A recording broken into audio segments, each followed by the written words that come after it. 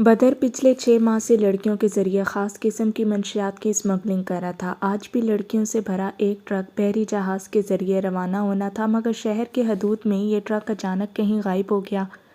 بدر تو بالکل بپھر گیا تھا۔ وہ تمام لڑکیاں ہی کم سن اور حسین تھیں۔ کچھ کے ذریعے وہ اسمگلنگ کر رہا تھا اور کچھ کو وہ آگے عربی شہزادوں کو بیچ رہا تھا تاکہ وہ ان کے بستر کی زینت بن سکیں۔ اب وہ سڑک کے پار لگے سی سی ٹی وی فوٹیج سے ٹرک کی حرکات نوٹ کر رہا تھا۔ وہ کیمرہ اسی نے خفیہ طور پر لگوایا تھا۔ سی سی ٹی وی میں کچھ واضح سمجھ نہیں آ رہا تھا سوائے اس کے کہ ہوڈی میں موجود ایک شخص سڑک پر اچانک ہی کہیں سے نمودار ہوا۔ بدر فوراً الرٹ ہوا تھا۔ کیمرے کے قریب آ کر وہ شخص رکا۔ اس نے اب اپنی ہوڈی اتاری، اوپر کی جانب چہرہ کیا۔ اس نے ایک تیکھی مسکراہٹ چہرے پر سجائی، ایک آنکھ ونک کی۔ اس کے بعد منظر بالکل تاریک ہو گیا۔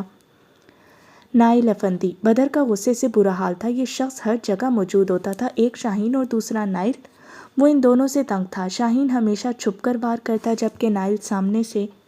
میرا اتنا بڑا نقصان کیا تم نے نائل، اب تم بھگتو گے۔ تم نے میری لڑکیاں غائب کیں، اب میں بیوی غائب کروں گا۔ اس کی آنکھوں میں طے شبھ رہا تھا۔ وہ نائل کو نقصان نہیں پہنچا سکتا تھا مگر اس کی بیوی کو ضرور پہنچا سکتا تھا۔ بدر نے غصے کی حالت میں کسی کو فون ملایا۔ نائل کی بیوی کو اٹھوا لو، حکم صادر کرتے اس نے فون میز پر پٹکا۔ اگلا نمبر تمہاری بہن کا ہوگا، اس نے سرخی مائل آنکھوں کے ساتھ کہا۔ نائل ایک ISI ایجنٹ تھا، یہ جانتے ہوئے بھی بدر نے اسے کبھی کوئی نقصان نہیں پہنچایا۔ وجہ آرڈرز تھے جو اسے یہ کرنے نہیں دیتے تھے، لیکن اب اس نے ہر چیز کو پسے پشت ڈال کر نائل کا قصہ تمام کرنے کا فیصلہ کیا۔ وہ اسے آہستہ آہستہ اذیت دے کر مارنا چاہتا تھا۔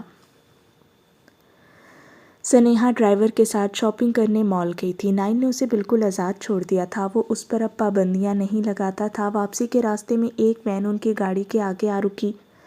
دو شخص وین سے باہر نکلے، بغیر کچھ سوچنے سمجھنے کا موقع دیے انہوں نے سیدھا ڈرائیور کے ماتھے کے بیچوں بیچ گولی ماری۔ گولی گاڑی کے شیشے کو چیرتے ہوئے ڈرائیور کو کسی اور دنیا میں پہنچا چکی تھی۔ سنیہا کی تو چیخیں ہی نہیں رک رہی تھیں۔ اس نے زندگی میں پہلی بار اتنا خوفناک منظر اتنے قریب سے دیکھا تھا۔ اے لڑکی، چلو باہر آؤ۔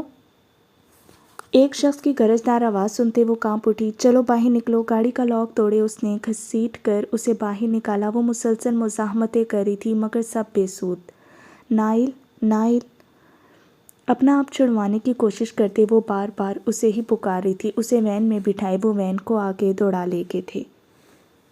وہ لوگ سنیہا کو ایک خفیہ جگہ پر لے گئے تھے جہاں پہلے کافی لڑکیوں کو قید کر کے رکھا ہوا تھا۔ اس کی آنکھوں پر پٹی بندھی تھی اور ہاتھ بھی بندھے ہوئے تھے۔ ایک کمرے میں اسے پٹکتے ایک شخص نے اس کی آنکھوں کی پٹی کھولی۔ میں نے تمہارا کیا بگاڑا ہے، پلیز مجھے چھوڑ دو، وہ مسلسل سسک رہی تھی۔ تم نے نہیں، لیکن تمہارے شوہر نے بہت کچھ بگاڑا ہے۔ اسے اس کمرے میں لاک کرتے وہ شخص باہر کی جانب بڑھا۔ مجھے جانے دو، پلیز مجھے جانے دو۔ وہ اپنے بندے ہاتھوں سے ہی دروازہ کھولنے کی کوشش کر رہی تھی۔ نائل، کہاں ہیں آپ؟ دروازے کے ساتھ لگی وہ پھوٹ پھوٹ کر رو دی۔ ڈیوڈ ابھی تھوڑی دیر پہلے یہاں پہنچا تھا، اسے بدر سے ضروری کام تھا۔ بابا کہاں ہیں؟ اس نے اپنے ایک آدمی سے پوچھا۔ اس آدمی نے ادب سے سر جھکائے ڈیوڈ کو بدر کا بتایا تھا۔ وہ تیز تیز قدم اٹھاتا آگے کی جانب بڑھا تھا، تبھی ایک کمرے کے باہر آ کر اس کے قدم رکے۔ نسوانی چیخیں اس کی سماعتوں سے ٹکرائیں۔ کوئی ہے؟ پلیز میری مدد کرو۔ کوئی بہت زور سے دروازہ پیٹ رہا تھا۔ اندر کون ہے؟ اس نے کمرے کے باہر کھڑے گارڈ سے پوچھا۔ کوئی خاص مہمان ہے بلیک مونسٹر، اس نے گہری سانس خارج کی۔ وہ اس لفظ کا مفہوم اچھے سے سمجھتا تھا۔ یہ کمرہ واقعی خاص لوگوں کے لیے مختص تھا، باقی لڑکیوں کو الگ جگہ پر رکھا جاتا تھا۔ دروازہ کھولو، اس نے حکم صادر کیا۔ جی، گارڈ گڑبڑا گیا۔ میں نے کہا دروازہ کھولو۔ اب کی بار اس کے لہجے میں سختی در آئی تھی۔ چیخو پکار اب بند ہو چکی تھی۔ سنیہا بآسانی باہر موجود لوگوں کی باتیں سن سکتی تھی۔ پلیز مجھے بچاؤ۔ اب کی بار اس نے دروازہ بہت زور سے بجانا شروع کیا۔ شاید اسے یہ خوش فہمی تھی کہ کوئی مسیحا اسے یہاں سے بچا لے گا۔ بلیک مونسٹر، ہمیں آرڈرز نہیں۔ الفاظ منہ میں ہی تھے جب گولی چلنے کی آواز سے ہر طرف سکوت چھایا تھا۔ ڈیوڈ نے اس کے پیر پر گولی ماری تھی۔ یہ سلسلہ رکا نہیں تھا۔ ایک کے بعد دوسری، دوسری کے بعد تیسری اور تیسری کے بعد چوتھی گولی کی آواز سنتے وہ پیچھے کی طرف بھاگتی دیوار سے جا لگی۔ اس کے اعصاب بالکل شل ہو گئے۔ دیوار کے ساتھ لگتے وہ زمین پر بیٹھتی چلی گئی۔ اپنی سسکیوں کا گلا اس نے بامشکل کھوٹا تھا۔ وہ کوئی مسیحا نہیں تھا، وہ انہی لوگوں کی طرح ایک حیوان تھا۔ بلیک مونسٹر کو انکار کرنے کی جرأت کیسے ہوئی تمہاری؟ ڈیوڈ کا غصہ ساتویں آسمان پر پہنچا تھا۔ کھولو دروازہ۔ اب کی بار گارڈ نے فوراً دروازہ کھولا۔ 4 گولیاں لگنے کے بعد بھی وہ بغیر کراہے اپنے قدموں پر کھڑا تھا۔ سامنے موجود شخص کسی کو کرانے کی اجازت کہاں دیتا تھا؟ دروازے کا ہینڈل گھومنے کی آواز پر سنیہا خود میں مزید سمٹی۔ اسے اپنے اطراف میں صرف خوف کے سائے لہراتے ہوئے محسوس ہو رہے تھے۔ دروازہ کھلتے وہ اندر داخل ہوا۔ ایک سرسری سی نگاہ کمرے کے کونے میں دبکی بیٹھی لڑکی پر ڈال کر اس نے واپس پلٹتے دروازہ زور سے بند کیا۔ ٹیپ لگاؤ اس کے منہ پر، سر میں درد کر دیا ہے۔ حکم صادر کرتے وہ کوٹ کا بٹن بند کرتا آگے کی جانب بڑھا۔ سنیہا ہاتھوں میں منہ چھپائے پھوٹ پھوٹ کر رو دی۔ نائل کہاں ہیں آپ؟ وہ بے بسی سے اسے پکار رہی تھی۔ بابا کون ہے یہ لڑکی؟ بدر تک پہنچتے اس نے پہلے سوال داغا۔ نہ حال پوچھا نہ کچھ سیدھا سوال۔ بدر نے شکایتی نگاہوں سے اس کی جانب دیکھا۔ اس کی شکایت پر وہ مسکرا دیا تھا۔ مجھے بس تجسس ہو رہا ہے، اتنے عرصے سے وہ کمرہ خالی ہے، اب اچانک کوئی خاص کیسے آ گیا؟ تم کچھ زیادہ دلچسپی نہیں لے رہے؟ بدر کو حیرانی ہوئی۔ ایسی بات نہیں ہے بابا، میں نے تو ایسے ہی پوچھ لیا۔ وہ مدھم سا مسکرایا تھا۔ اگر تمہیں دلچسپی ہے تو… بدر کا لہجہ معنی خیز تھا۔ اس سے اچھا اور کیا ہو سکتا تھا کہ وہ نائل کی بیوی کو حاتم کے آگے پیش کر دے؟ یہ دونوں کے درمیان موجود دشمنی کو بھڑکانے کا سب سے اچھا طریقہ تھا۔ میں ایسا سوچ بھی نہیں سکتا بابا، میں نین کے علاوہ کسی کا تصور بھی نہیں کر سکتا۔ حاتم فوراً خفا ہوا۔ جانتا ہوں بیٹا، مذاق کر رہا تھا، تم کبھی ملواؤ نا اپنی نین سے، میں بھی تو دیکھوں کہ آخر میری بہو میں ایسی کیا خاص بات ہے جو میرا بیٹا اتنا دیوانہ ہوا پھرتا ہے۔ بدر کی آنکھوں میں عجیب سی چمک تھی۔ جی ضرور۔ چند ضروری باتوں کے بعد اس نے اپنے قدم باہر کے لیے اٹھائے۔ حاتم کے جانے کے تھوڑی دیر بعد بدر کو ایک کال آئی تھی۔ کیا مسئلہ ہے؟ اس نے ناگواری سے پوچھا۔ لڑکی مرنے والی ہے تو… اس کی آخری سانسیں چل رہی ہیں۔ مقابل نے اپنی بات پر زور دیتے کہا۔ مر بھی جائے تو بھی بستر پر بھیج دینا، میں ان نازک کلیوں پر اتنا پیسہ بلا وجہ نہیں لگاتا۔ اس نے طیش کی حالت میں فون کاٹ دیا۔ نائل کسی میٹنگ سے واپسی پر گھر جا رہا تھا جب اس کا فون بجا۔ فون اٹھاتے ساتھ ہی اس کی رگیں تن گئی اور آنکھوں میں خون دوڑ آیا۔ وہ شدید اشتعال کی حالت میں گاڑی میں بیٹھا تھا۔ گھر پہنچ کر اس نے اپنے کمرے کا رخ کیا۔ ایک ڈراور سے فون نکالے اس نے ایک نمبر ملایا۔ ہیلو کون؟ فون تیسری بیل پر ریسیو کر لیا گیا۔ تمہارا باپ۔ نائل کا لہجہ اشتعال انگیز تھا۔ کون بات کر رہا ہے؟ بدر الرٹ ہوا۔ یہ نمبر تو اس کے خاص آدمیوں کے پاس ہی تھا، تو پھر یہ کون تھا جو اس سے اس لہجے میں بات کر رہا تھا؟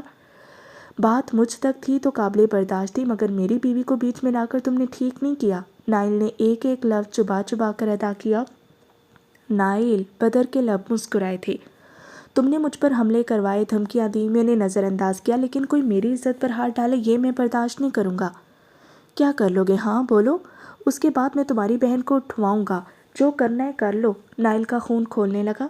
آدھا گھنٹہ، صرف آدھا گھنٹہ۔ آدھے گھنٹے کے اندر اندر مجھے میری بیوی میرے گھر پر چاہیے، اور ان تمام لوگوں کے کٹے ہوئے ہاتھ جنہوں نے اسے چھوا اور قید کیا، ورنہ تم نائل افندی کا وہ روپ دیکھو گے جو آج سے پہلے کبھی کسی نے نہیں دیکھا ہوگا۔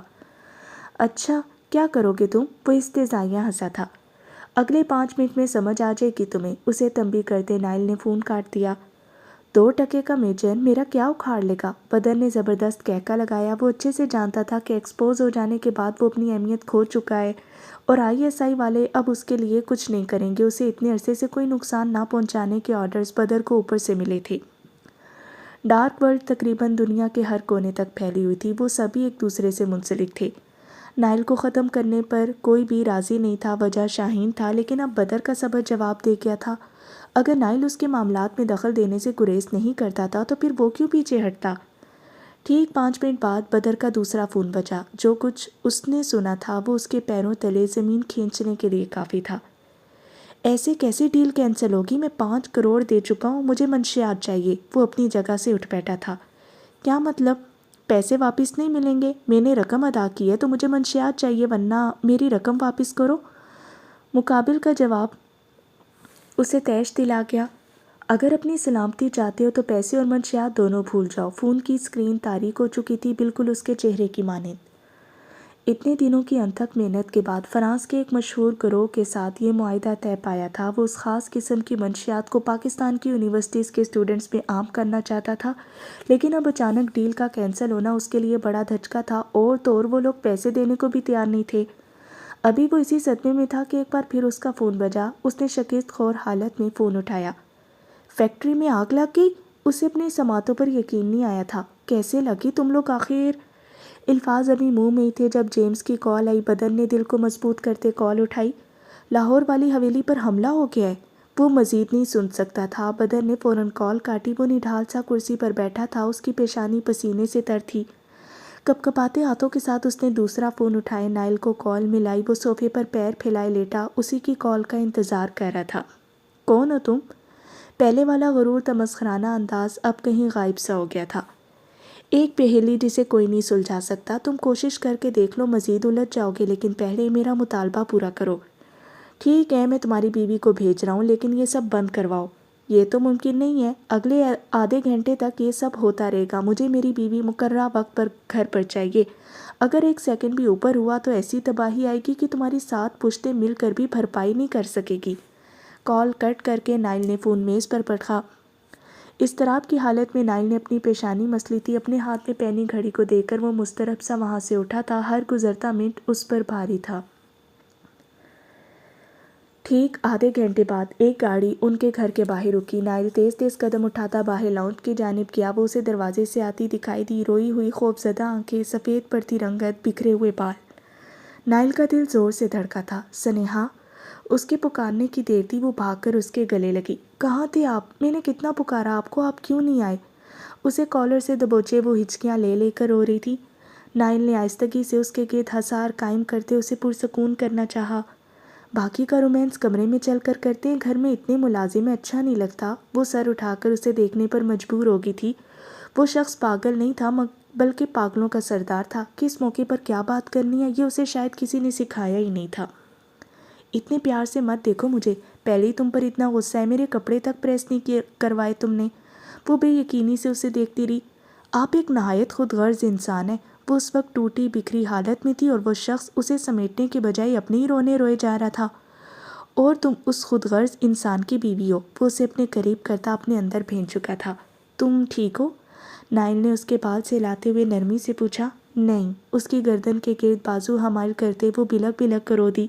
چلو اندر چلتے ہیں۔ وہ اسے اندر لے گیا۔ سنیہا کی حالت واقعی ٹھیک نہیں تھی۔ نائل، وہ لوگ ایسی کی تیسی ان لوگوں کی، تم بیٹھو یہاں پر۔ اسے بستر پر بٹھاتے نائل نے اسے پانی کا گلاس تھمایا تھا۔ وہ سارا پانی ایک ہی سانس میں حلق سے اتار گئی۔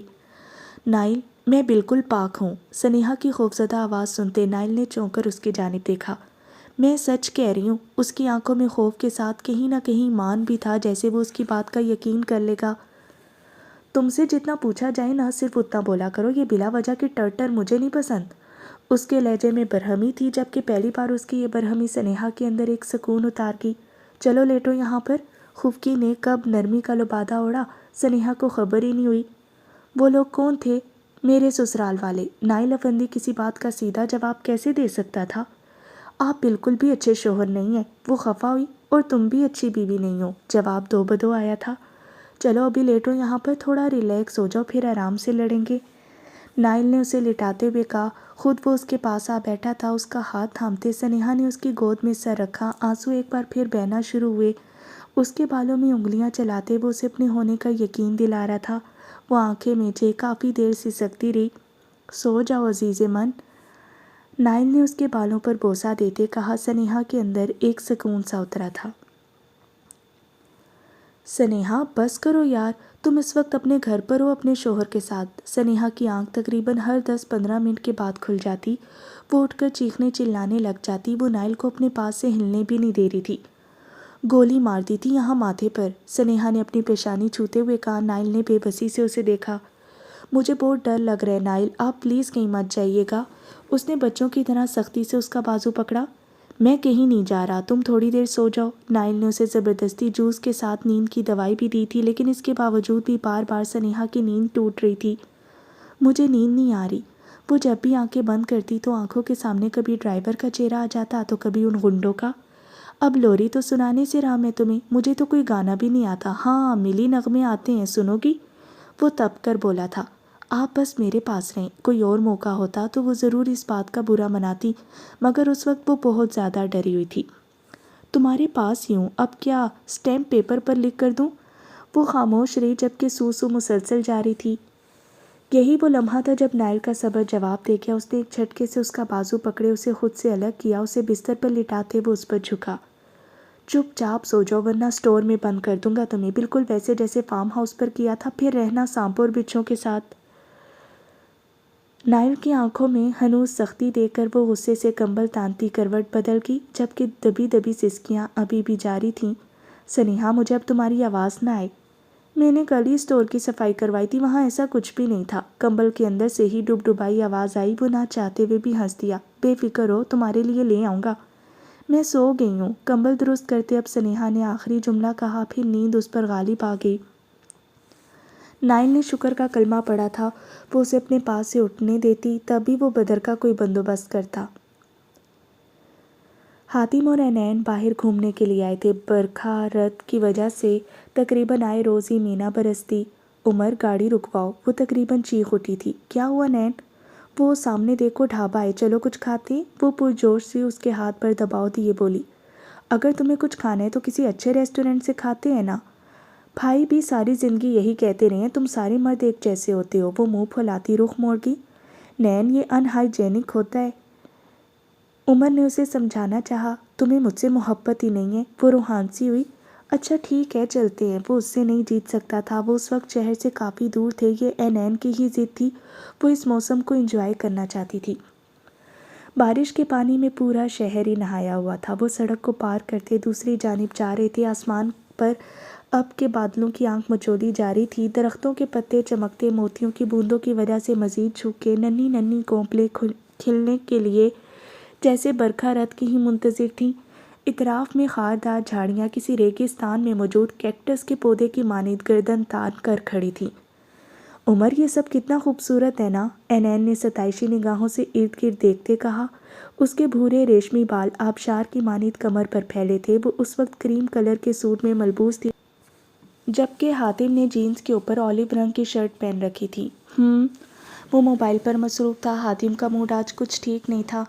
تم کل 3 گھنٹے کا بول کر گئے تھے، کہاں گئے تھے؟ عینین کو اچانک ہی یاد آیا، کسی سے اس کی سانسیں چھیننے، مگر پھر ارادہ بدل دیا۔ آج کل مصروفیت زیادہ ہے نا، فری ہو کر کچھ کرتے ہیں۔ تمہاری باتیں بہت عجیب ہوتی ہیں۔ اب ایک سیکرٹ ایجنٹ کی باتیں عجیب نہیں ہوں گی تو کیا ہوں گی؟ اس نے شرارت سے نین کی جانب دیکھا۔ دونوں اب چلتے چلتے ڈھابے کے کافی قریب پہنچ گئے تھے۔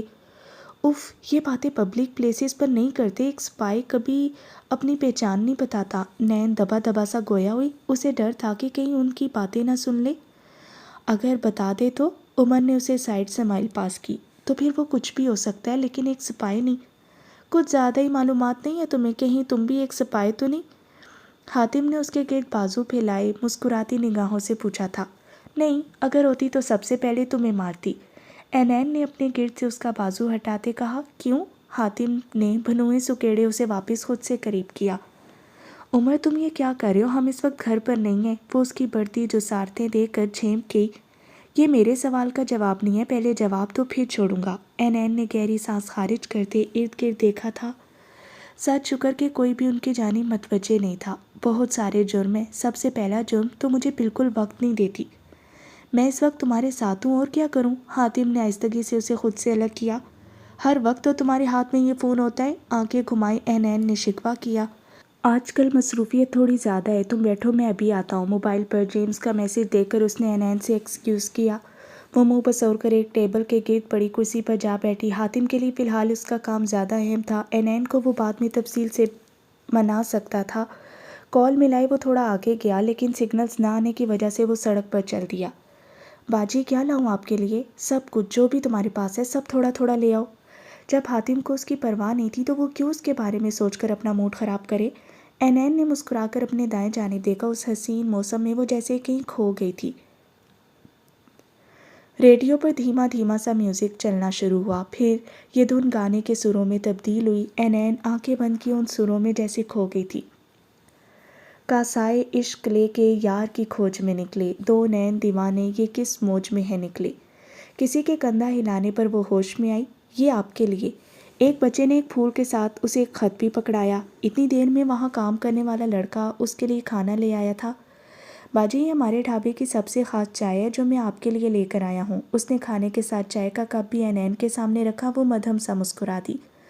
گرم چائے کے کپ سے بھاپ نکل رہی تھی۔ عینین نے تجسس سے وہ خط کھولا، نہ جانے اس میں کیا لکھا تھا۔ تقسیم کے بعد سارا حسن بارڈر پار چلا گیا۔ یہ تو سراسر ناانصافی ہے۔ اینین کے ماتھے پر بل پڑے۔ ایک لمحے کے لیے دل زور سے دھڑکا۔ احمر؟ وہ فوراً اٹھ کھڑی ہوئی۔ وہ اس کی ہینڈ رائٹنگ اچھے سے پہچانتی تھی۔ اب اس نے گھبرا کر ارد گرد دیکھا، اسے دور دور تک کوئی نظر نہیں آیا۔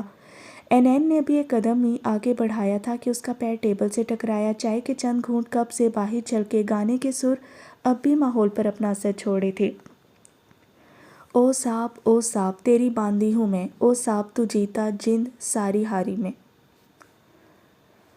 ہاتھ میں خط پکڑے وہ بھاگتی ہوئی وہاں سے گئی تھی۔ ریشمی بالوں کی کچھ لٹیں اس کے چہرے پر جھول رہی تھی۔ اچانک اسے ایک کونے میں کھڑا وہ بچہ نظر آیا جس نے اسے وہ خط دیا تھا۔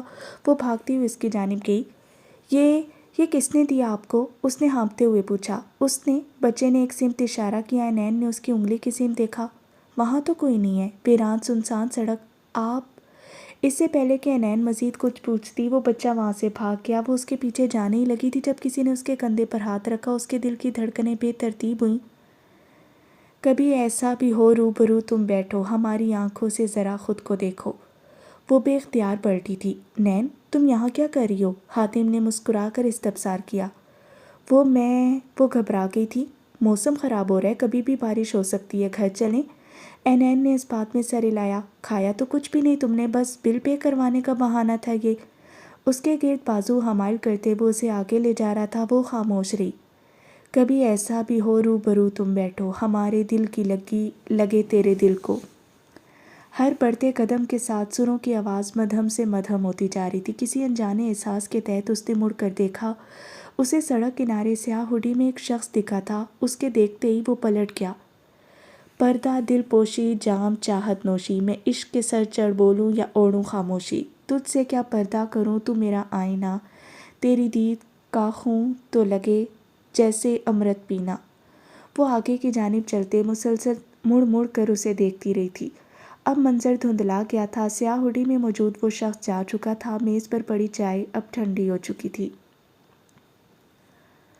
وہ رات کے پہر بالکنی میں کھڑی گہری سوچ میں ڈوبی تھی۔ آج جو ہوا وہ بہت عجیب تھا۔ احمد کا اچانک چلے جانا، پھر آج یوں آنا، وہ بھی پاکستان میں۔ کس نے کہا کہ میں پاکستانی ہوں؟ میں انڈین ہوں۔ اب برائے مہربانی میرا راستہ چھوڑیں اور مزید ایک مومن مرد کا ایمان خراب مت کیجیے۔ میرا نام احمر ہے۔ وہ اپنی خیالوں میں گم تھی جب حاتم نے پیچھے سے آ کر اسے گلے لگایا۔ وہ بری طرح چونکی۔ جب شوہر پاس ہے تو پھر کس کے بارے میں سوچا جا رہا ہے؟ حاتم نے اس کے بالوں میں منہ چھپاتے کہا۔ کسی کے بارے میں نہیں، بس ایسے ہی۔ اگر وہ اس کی سوچ پڑھ لیتا تو اس وقت وہ قبر میں ہوتی۔ بس ایسے بھی کچھ مت سوچا کرو۔ اس نے اینین کا رخ اپنی جانب موڑا۔ ویسے میری بیوی اتنی ٹیلنٹڈ ہے تو ایک ڈیمو تو بنتا ہے نا، ایک اکاؤنٹ تو ہیک کر کے دکھاؤ۔ حاتم نے نرمی سے اس کے گال کو چھوا۔ میری طبیعت ٹھیک نہیں ہے، میں سونا چاہتی ہوں۔ اس کے چہرے پر بیزاریت تھی۔ سو جانا، لیکن پہلے ایک اکاؤنٹ ہیک کر لو، 5 منٹ کی تو بات ہے۔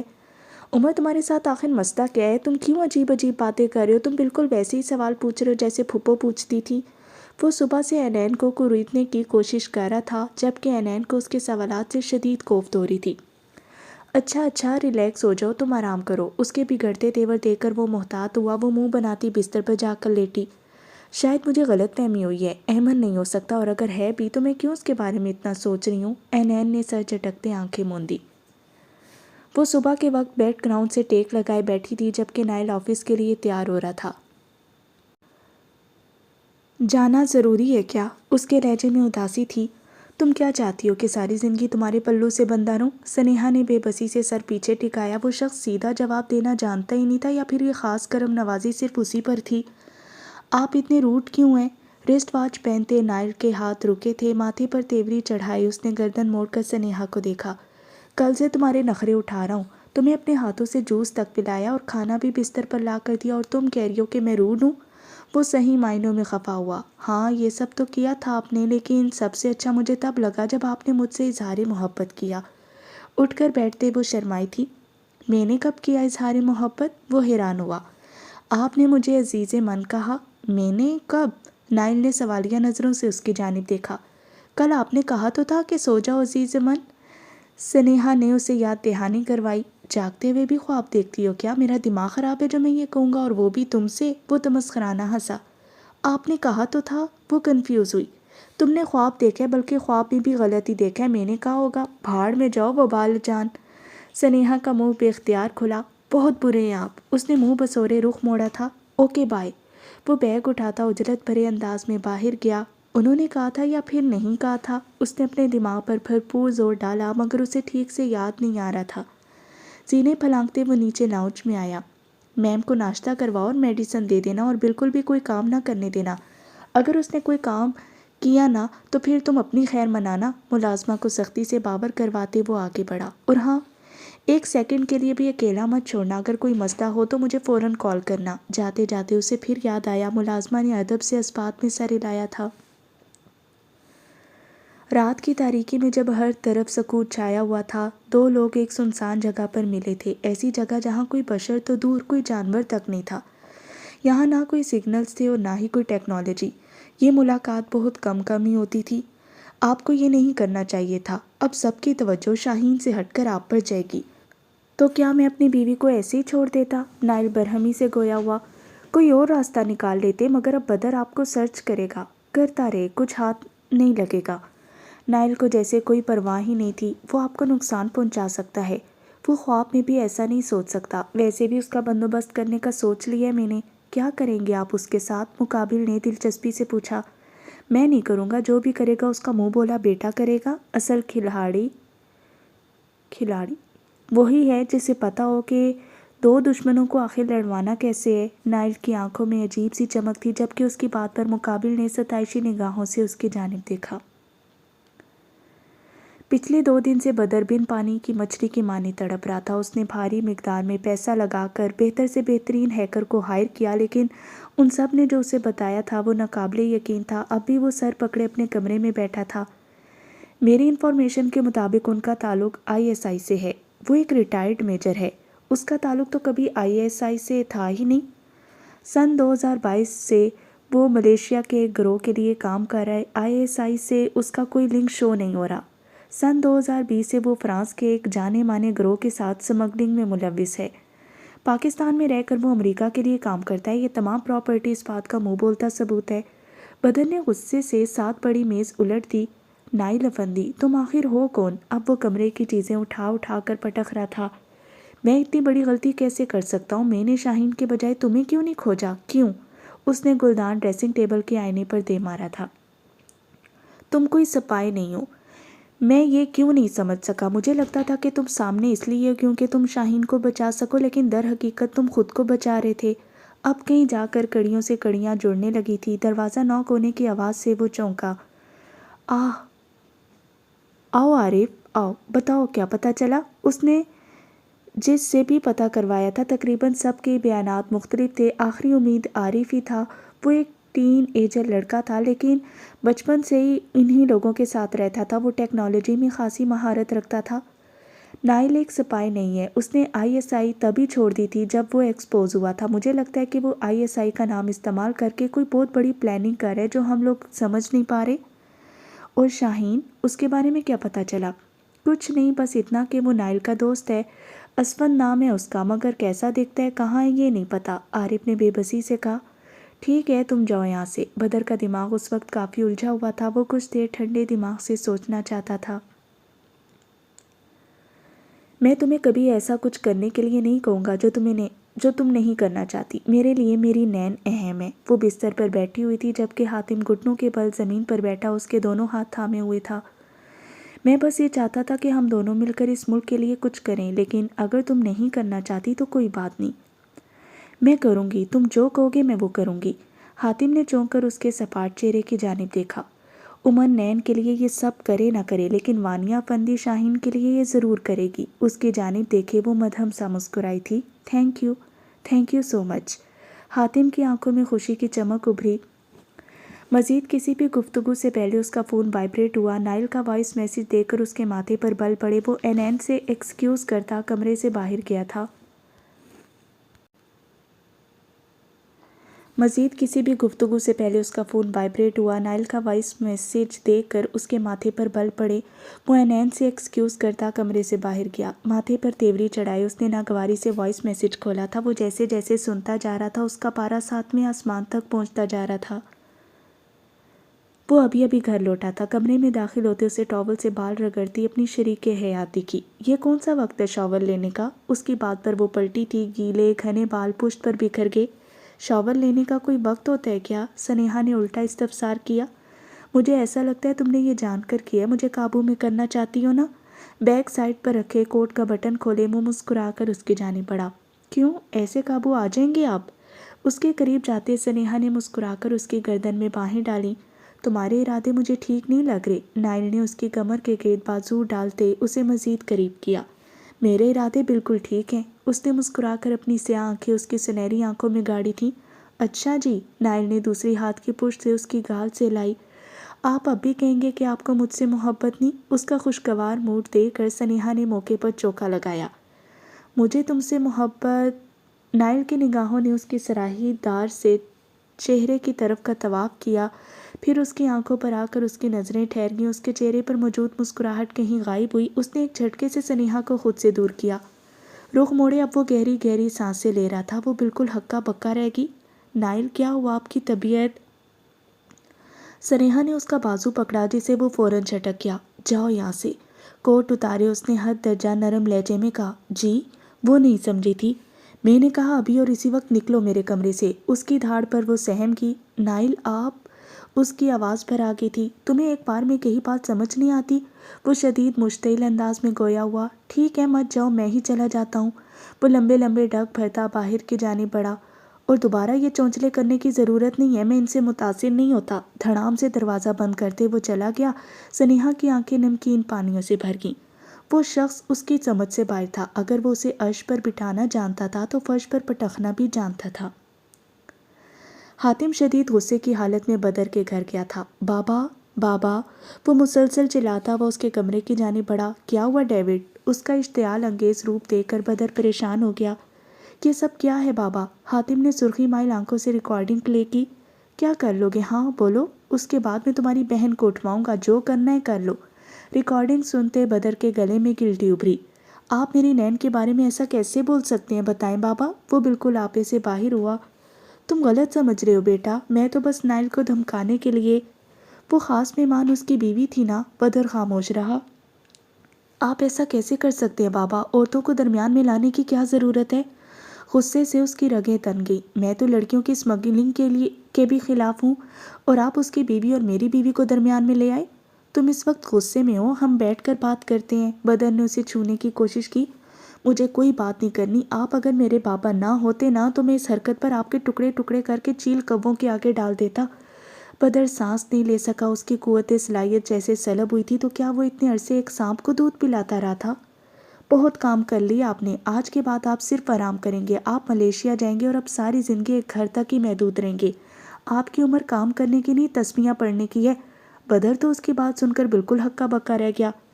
یہ تم کیا کہہ رہے ہو ڈیوڈ؟ وہی جو آپ نے سنا۔ آج کے بعد صرف میری حکومت ہوگی، بلیک مونسٹر کی۔ اپنا سامان پیک کر لیں، اپنی سنائے وہ چلتا بنا۔ ایک ہفتہ، صرف ایک ہفتہ۔ جب طلب پوری نہیں ہوگی تو تم خود آؤ گے میرے پاس، میرے قدموں میں گر کر معافی مانگو گے مجھ سے۔ وہ استہزائیاں ہنسا تھا۔ کیا بنا رہی ہو؟ وہ کچن میں کھڑی کام کر رہی تھی جب نائل نے خوشگواریت سے اس کے کان کے قریب سرگوشی کی۔ کھانا، یک لفظی جواب آیا۔ وہ تو مجھے بھی دکھ رہا ہے، کھانے میں کیا خاص بنا رہی ہو؟ ہاتھ پر ہاتھ باندھے وہ مسکرا کر گویا ہوا۔ ایک بات کہوں آپ سے؟ رخ موڑے اس نے نظریں جھکائے کہا۔ آپ برا تو نہیں مانیں گے؟ اس کے لہجے میں خوف تھا۔ یہ تو تمہاری بات پر انحصار کرتا ہے۔ سنیہا نے خشک ہونٹوں پر زبان پھیری۔ آپ کو پتہ ہے نائل، کبھی کبھار زندگی میں کچھ ایسا ہوتا ہے جو ہم کسی سے بھی شیئر نہیں کر سکتے، یہاں تک کہ اپنے لائف پارٹنر سے بھی۔ ایسے میں ہمیں کسی ایسے شخص کی ضرورت ہوتی ہے جو ہماری مدد کر سکے۔ وہ ایک ایک لفظ بہت سوچ سوچ کر اور ٹھہر ٹھہر کر بول رہی تھی۔ تم کہنا کیا چاہتی ہو؟ ماتھے پر بل ڈالے اس نے سنیہا کی جانب دیکھا۔ میری بات کا برا مت مانیے گا، مگر مجھے لگتا ہے کہ ہمیں کسی اچھے سائیکیٹرسٹ کے پاس جانا چاہیے۔ وہ 2 قدم پیچھے ہٹتی منمنائی تھی، مبادا کہیں ایک چماٹی نہ پڑ جائے۔ میرا نہیں خیال کہ تمہارا علاج ممکن ہے۔ نائل نے اس کی بات مذاق میں اڑائی۔ میں اپنی بات نہیں کر رہی۔ وہ 2 قدم مزید پیچھے ہٹی۔ تو پھر کس کی بات کر رہی ہو؟ اب کی بار اس کے لہجے میں کچھ برہمی تھی۔ بلا وجہ غصہ ہو جانا، پھر نارمل ہو جانا۔ وہ 2 کے بجائے 4 قدم پیچھے ہٹی۔ اس نے ہمت کر کے کہہ تو ڈالا تھا، مگر نتائج بھگتنے کی سکت اس میں نہیں تھی۔ تم یہ کہنا چاہتی ہو کہ میں پاگل ہوں؟ نائل نے ابھی ایک قدم ہی آگے بڑھایا تھا، وہ گھبرا کر پیچھے سلیب سے لگی۔ نہیں تو، لڑکھڑاتی زبان کے ساتھ سنیہا نے زور و شور سے نفی میں سر ہلایا۔ کچھ جلنے کی اسمیل سے دونوں کا دھیان چولہے کی جانب گیا۔ چولہا آف کیے نائل اس کی جانب بڑھا۔ سنیہا بیچاری کی تو ہوائیاں ہی اڑ گئیں۔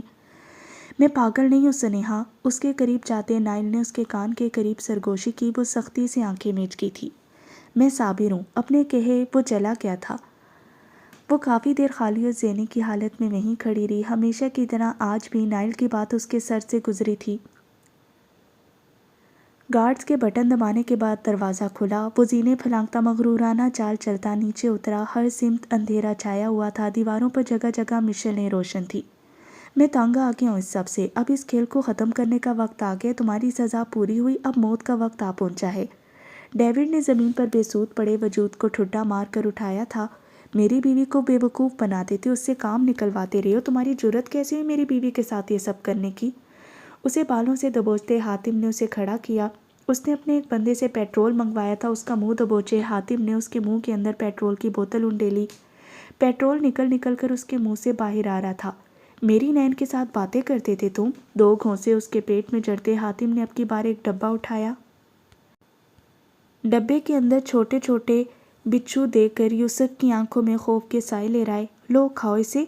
اس کا منہ ایک بار پھر دبوچے حاتم نے وہ ڈبہ اس کے منہ میں الٹا تھا۔ اس نے منہ اس انداز میں دبوچا ہوا تھا کہ وہ باہر نہیں تھوک سکتا تھا۔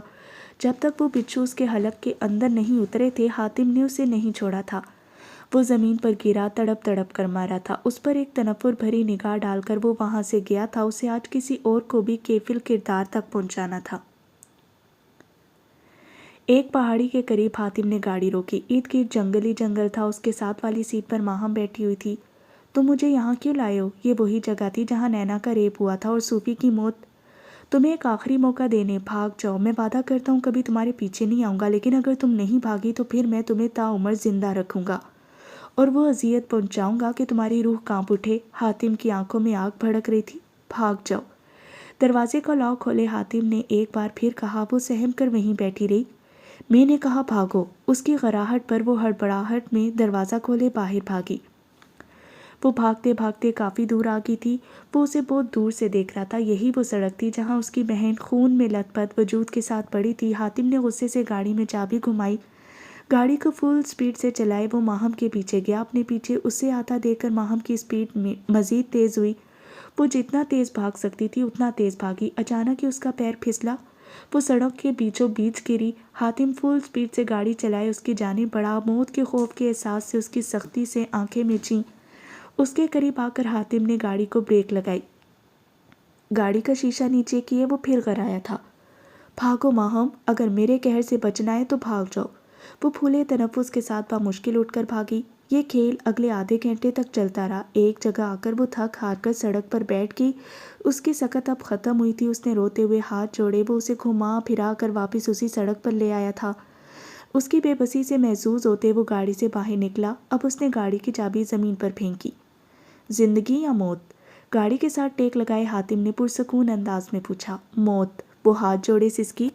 گاڑی کی چابی اٹھاؤ اور گاڑی میں جا کر بیٹھو۔ ماہم نے چونک کر اس کی جانب دیکھا۔ یہ وہی پہاڑی ہے نا؟ آج تم خود یہاں سے گاڑی سمیت کودو گی؟ ماہم نے روتے ہوئے نفی میں سر ہلایا۔ اٹھو۔ حاتم کی دھاڑ پر وہ کانپتے وجود کے ساتھ اٹھ کھڑی ہوئی۔ اس نے ایک رحم طلب نگاہ اس پر ڈالی تھی جس کی ڈکشنری میں رحم نام کا لفظ ہی نہیں تھا۔ گاڑی میں بیٹھو۔ اس کے حکم پر وہ روتے سسکتے گاڑی کی فرنٹ سیٹ پر آ بیٹھی۔ اس اذیت بھری زندگی سے تو موت ہی بہتر تھی۔ چلاؤ گاڑی اور رکنا مت۔ اگر تم رکی تو پھر تمہیں نجات کا موقع کبھی نہیں ملے گا۔ ماہم نے کپ کپاتے ہاتھوں سے گاڑی میں چابی گھمائی۔ حاتم سڑک کے کنارے کھڑا ہاتھ پر ہاتھ باندھے اسے ہی دیکھ رہا تھا۔ ایک طرف کھائی تھی جہاں دردناک موت اس کی منتظر تھی اور دوسری طرف وہ اس کی زندگی لیے کھڑا تھا، موت سے بدتر زندگی۔ ماہم نے موت کو چنا تھا۔ جو کچھ نینا کے ساتھ ہوا تھا وہ سب کسی فلم کی طرح اس کے سامنے چل رہا تھا۔ نینا کا ریپ، اس کی آخری سانسیں اور پھر اسے گاڑی سمیت کھائی سے دھکا دے دیا۔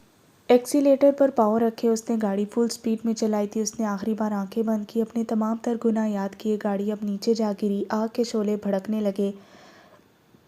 آج ایک اور اپنے انجام کو پہنچا تھا، وہ بھی نینا کی طرح بغیر کفن، بغیر قبر کے بے نام موت مری تھی۔ وہ سگریٹ سلگاتا کافی دیر ان بھڑکتے شعلوں کو دیکھتا رہا، پھر اپنے کالر کی نادیدہ گرد جھاڑتے، آنکھوں پر گوگلز لگائے وہ واپسی کے لیے مڑا تھا۔